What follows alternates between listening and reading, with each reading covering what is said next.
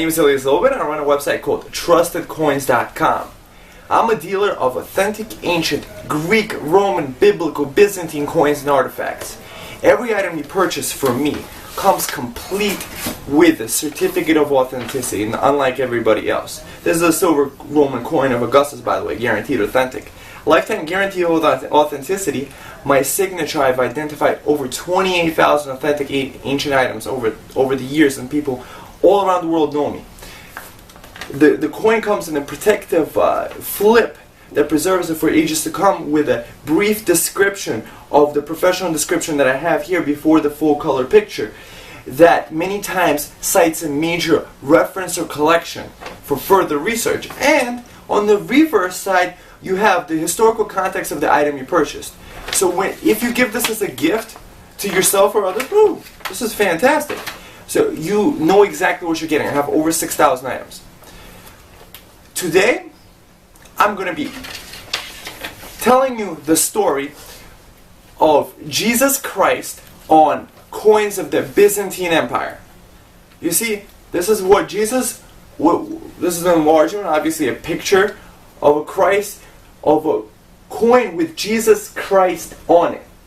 Here you have the bust of Jesus Christ wearing a colobium. He has a halo around his head, and he's also holding the book of Gospels in his hands.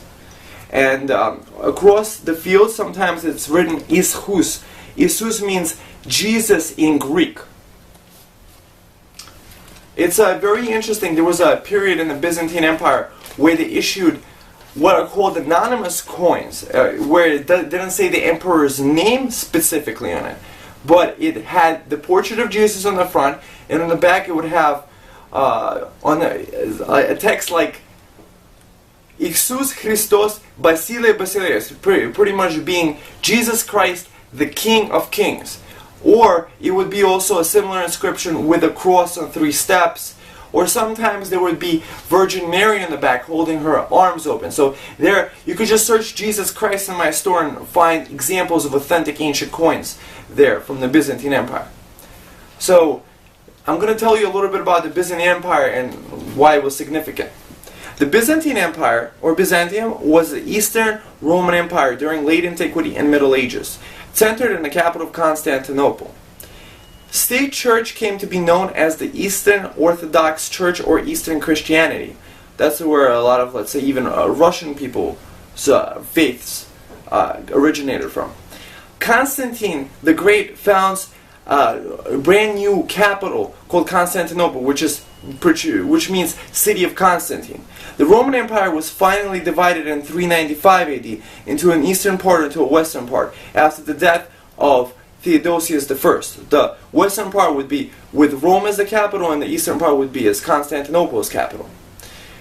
The east was completely separated from the west.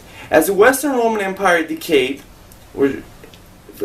and fragmented into numerous separate kingdoms, the Byzantine Empire continued to survive, existing for more than 1,000 years from its genesis in the 4th century until the fall of Constantinople in 1453. During most of its existence, it remained one of the most powerful economic, cultural, and military forces in Europe.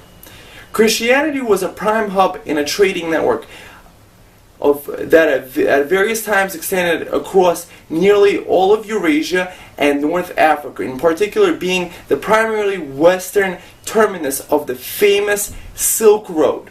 From the 10th century until the end of the 12th, the Byzantine Empire projected an image of luxury, and the travelers were impressed by the wealth and accumulated in the capital. The Fourth Crusade resulted in the disruption of the Byzantine manufacturing and commercial dominance of the Western Europeans in the Eastern Mediterranean. Events that mounted to an economic catastrophe for the empire. The state strictly controlled both the internal and international trade, and retained the monopoly of issuing coinage, maintaining a durable and flexible monetary system adaptable to trade needs.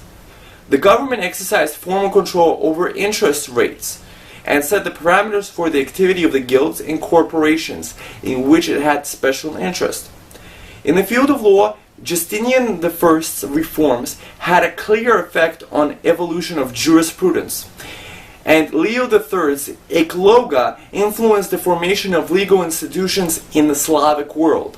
In the 10th century, Leo VI the Wise achieved the complete codification of the whole Byzantine law in Greek, which became the foundation of all subsequent Byzantine law, generating interest to the present day.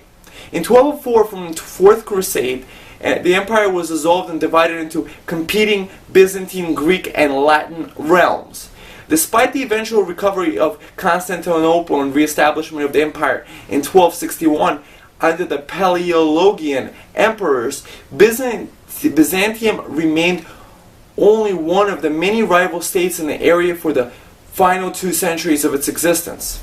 However, this period was the most culturally productive time in the empire. Successive civil wars in the 14th century further sapped the empire's strength, and most of its remaining territories were lost in the Byzantium. Ottoman wars, which culminated in the fall of Constantinople and the conquest of the remaining territories by the Ottoman Empire in the 15th century. So to read more about ancient coins and take a look at authentic examples of ancient coins and artifacts, visit my website, trustedcoins.com. Thank you very much.